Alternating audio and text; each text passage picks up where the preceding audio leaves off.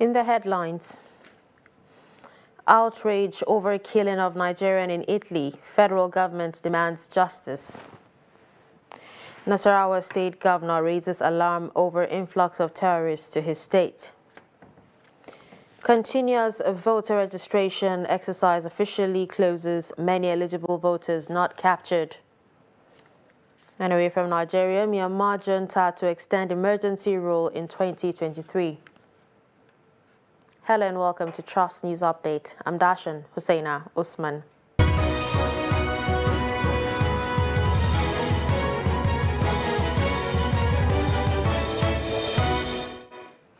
And now the news in detail. The federal government has on Sunday demanded justice over the gruesome murder of a Nigerian street vendor, Alika Ogochukwu, in a beach town in Italy. Daily Trust reports that a video footage widely circulated on Italian news websites and social media showed how an aggressive man beat and strangled Ogochukwu, a physically challenged, to death. Spokesperson of the Ministry of Foreign Affairs, Francisca Omayuli, in a statement, directed the Nigerian embassy in Rome, Italy, to work together with the relevant Italian authorities to ensure that justice is served. Civitanova Merch's mayor met with members of the Nigerian community after hundreds demonstrated on Saturday. Few days after ordering the closure of schools, Nasarawa State Governor Abdullahi Sule has raised alarm over suspicious movement by suspected bandits fleeing from Niger, Zamfara, Kebbi and Kaduna states to the state. The governor said the large movement of the fleeing bandits identified in Rugan Juli and Rugang Madaki in Karu, Wamba and Toto local government areas necessitated the expanded security meeting held in Government House, Lafia. Governor Sule explained that the expanded emergency security meeting was to take proactive measures considering the security situation across the country, particularly within the Federal Capital Territory, where over 800 inmates escaped from the Kuje Correctional Facility recently. But as you all know, we had the unfortunate Kuje prisoners outbreak, where it was estimated that about 800 inmates escaped recently, and we have also had the opportunity to arrest some within the state as a result of our proximity to the federal capital. But in addition to that, we have continued to see some movements of some of these bandits who are usually kicked out of Zamfara, Katsina, Niger, Kebbi and Kaduna states. We have particularly noticed some large presence of some of these at Rugan Juli and Rugan Madaki and Karu local government especially. We have also seen some movements that we are going to discuss in more details, around Wamba and around Toto local government areas. As a result, we have seen a few number of increase in the kidnapping between the last 2 months. And all this combined with our effort made it extremely necessary for us to have this meeting so that we can renew some of our strategies to have to tackle this. A third-class traditional ruler in Taraba State, Ibrahim Yamusa, and his son have been killed by gunmen in the early hours of Sunday. The traditional leader was gunned down on his way to his palace at Yukuban community in Takum local government shortly after a state security meeting. Confirming the incident, the lawmaker representing Takum in the State Assembly, Mark Useni, urges security agents to fish out the killers. A very respected traditional ruler, the Udeng Yukubeng, Mr. Ibrahim Yamusa Achilok, who was killed by some gunmen while returning to Yukubeng, his domain, from a security meeting. It is rather very unfortunate. This is also a condemnable act, and I want to urge the government to make sure that those who perpetrated this act are brought to book. I called home and they told me that it is true. And this is a barbaric act. I appeal to the security agencies to dig into the root of this problem and unravel those behind this brutal act. Independent National Electoral Commission has tasked national leadership of 18 political parties in the country to organize trainings for their state chapters ahead of 2023 general elections with a view to equipping them with the provisions of the Electoral Act 2022. INEC National Commissioner in charge of Information and Voter Education, Festus Okoye, gave the charge in an exclusive interview with Trust TV's Shafi'u Suleiman on the need to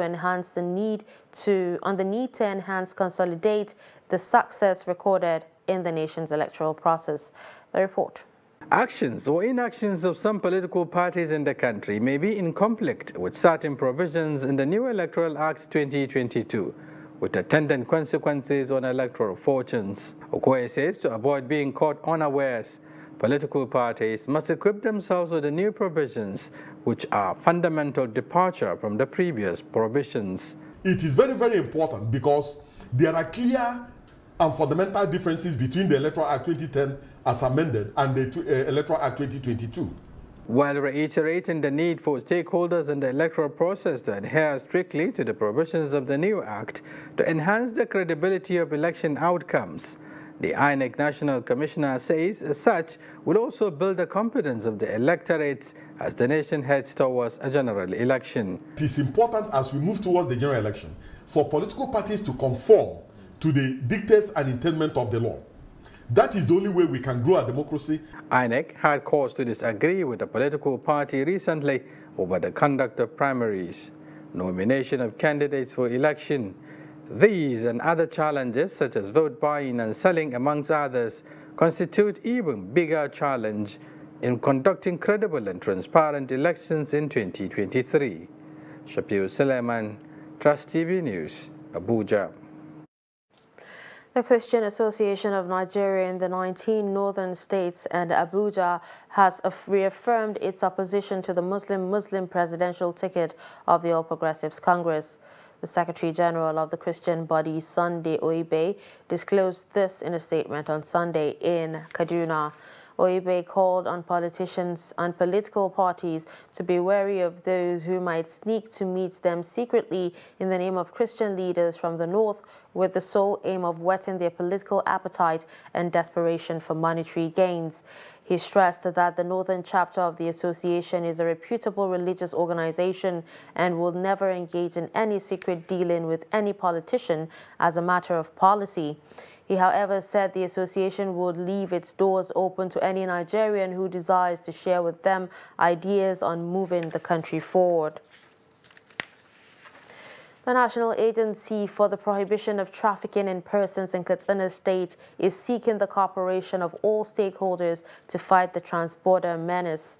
The Katsina State NAPTIP coordinator, Aliyu Musa, made the call at a press briefing marking the International Day Against Trafficking in Persons. Trust TV's Abdullahi Yamadi completes the report. Stakeholders agree that the war against human trafficking is a collective responsibility, hence the need for all and sundry to join hands to combat the menace.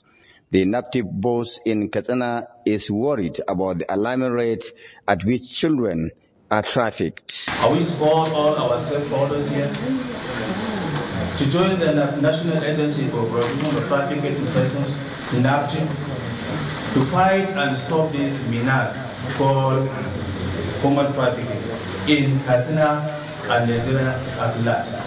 We call it as a new slave trade because the people that are the traffickers are the ones that is benefiting from what they are trafficking with. Job seekers are being advised to be cautious so that they do not fall into traps set by elements who promise them lucrative jobs in Europe and other Arab countries. The victims end up working as slaves and sex workers if they are lucky to arrive their destinations alive. I reach out to potential clients, communicate among perpetrators, and hide criminal proceeds, and all that with greater speed, cost effectiveness, and anonymity.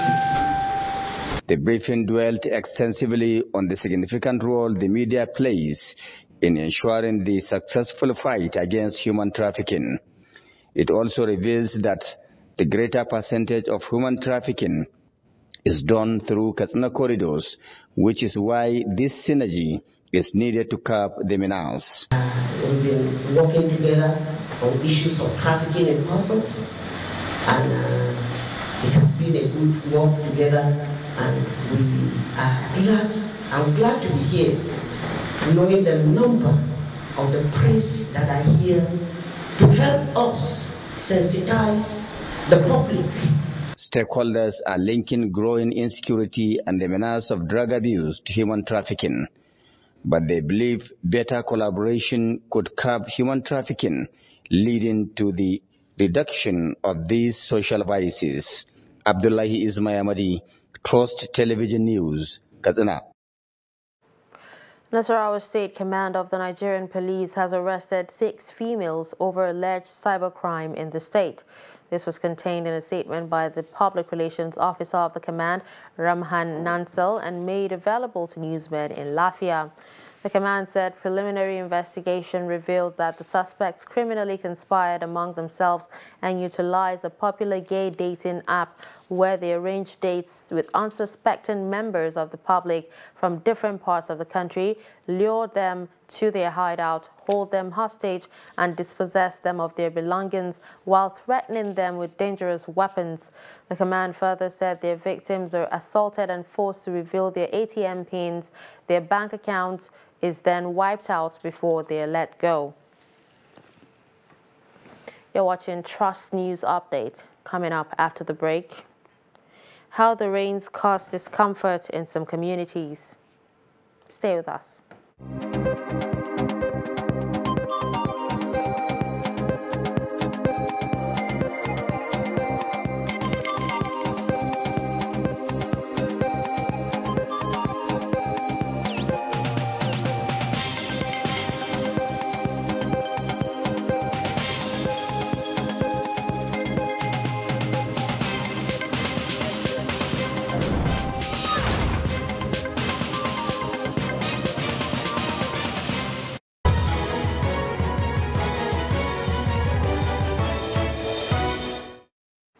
Welcome back and thanks for staying with us. Let's take a look at some of our top stories.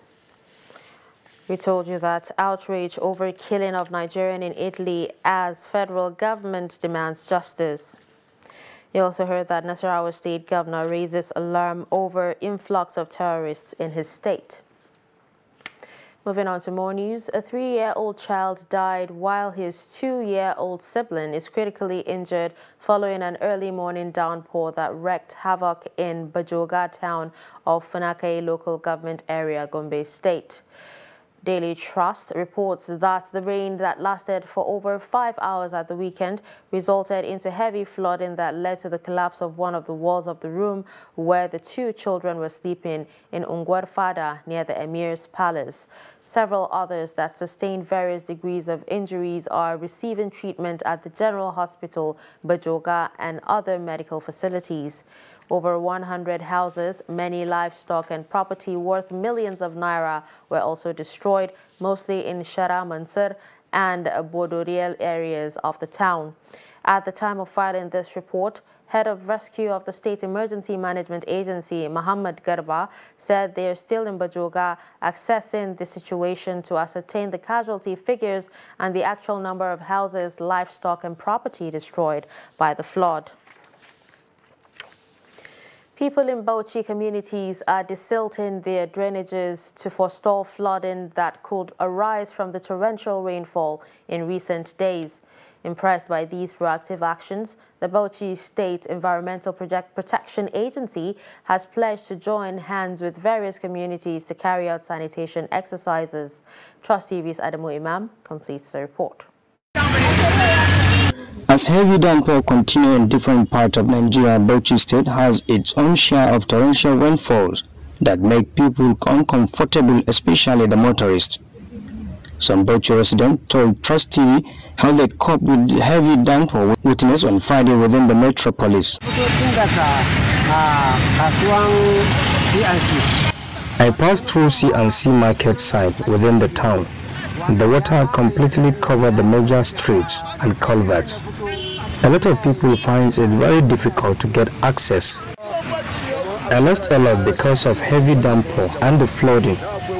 Even one age girl died as a result of this flooding last Thursday. I'm totally confused now with my work. Meanwhile, people of Yakubu Anka community agreed to halt other activities to desilt their drainages to run away possible flooding within the locality. Similarly, the State Environmental Protection Agency continued to enlighten and mobilize publics on the need for constant cleaning of their environment, especially during the monthly sanitation exercise. The agency also barricaded major entrance into the state to engage more people for the exercise. Most of the residents were busy cleaning their environment despite that it is raining. And the entrance into the main city has been barricaded fully, and we don't have so much movement unlike before. So actually I can rate it around 90% success, the compliance. It could be recalled that the two local government areas of Darazo and Kirifi were the worst hit by the recent flooding in the state. Adam Imam, Trust TV News, Bauchi. The Independent National Electoral Commission says it has registered 202,838 voters in Gombe State. The exercise officially closed on Sunday. On the final day of the exercise, Trust TV observed that residents were still waiting to be registered at the headquarters of INEC in Gombe. Ibrahim Ismail reports. These people are waiting to be registered at the headquarters of the Independent National Electoral Commission INEC in Gombe State before the end of business hours on Sunday. Some are opportune to be registered, while many others who have made several attempts are still waiting to be registered to be able to vote in the forthcoming 2023 elections. No, I am registered now. I didn't face any challenges. It's not because I don't want to register. A lot of things have been taking my time, and I came it's because of line. I came 3 times. There was a lot of line and many people are here, so I have to postpone till this time. I don't know, because of the plenty people I'm seeing now from here now. I don't know whether I can be able to register today. Initially there was a lot of lines, people were queuing and the rest, and some of us have to understand that you have to be patient to even access a form first. The commission said it has done enough to encourage people to register to the extent that it increased closing hours. Actually, there's challenges. We have had so many challenges when we started initially. Challenges like when we started with the online registration. Some areas there was no network, so we have to continue for some time before the commission now deployed some machines called offline machines.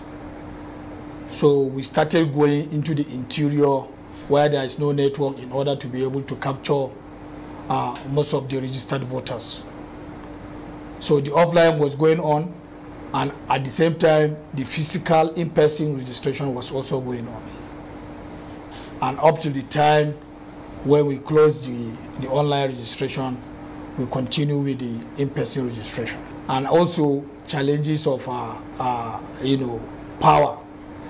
So we have to use some batteries to power those IVET in order for them to be able to work within the interior. Over 60,000 permanent voters' cards are yet to be collected in Gombe, but INEC vow to do more on public enlightenment to change the narrative. From Gombe, Ibrahim Ismail reporting for Trust TV. In its attempt to end poverty in all its forms in the country, the federal government has maintained steady investment in health, education, and other social services. To this end, Senior Special Assistant to the President on Sustainable Goals, Adejoke Orilokpe Adefurile, says 23 states and the Federal Capital Territory has received 24.45 billion naira from the conditional grant schemes since 2015. Kehinde Amodu takes a look at the implementation of the SDGs in Nigeria in the midst of a crippling downturn of the economy. The report.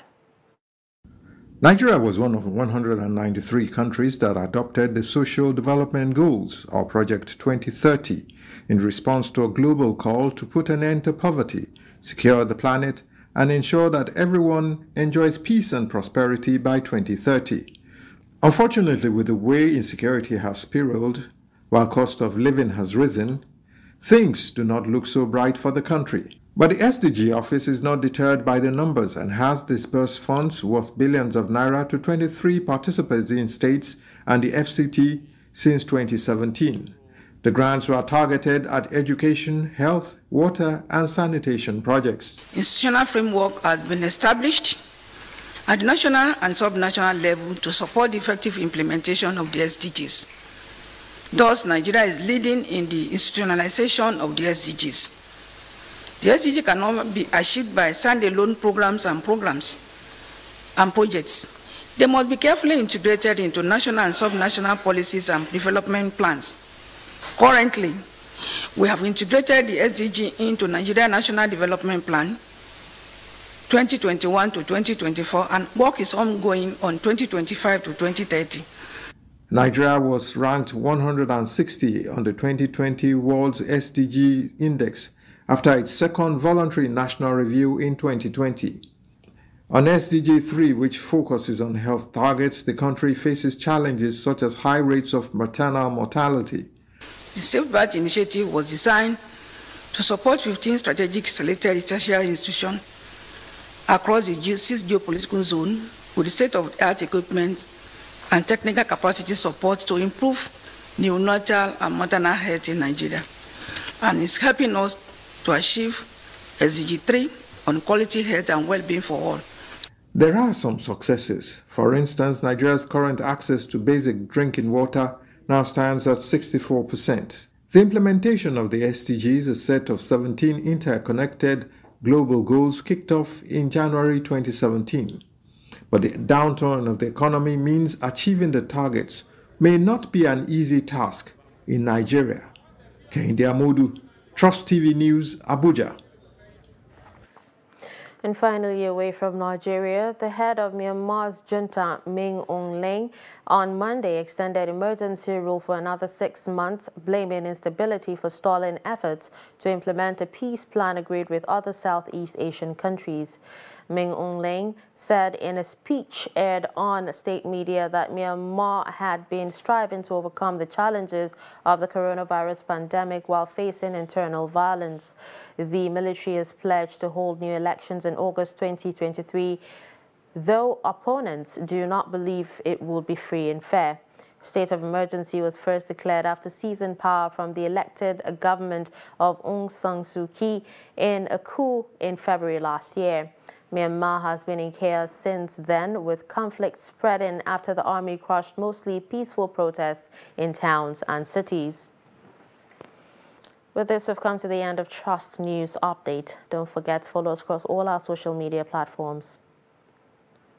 I'm Darshan Hussaina Usman. Thanks for watching.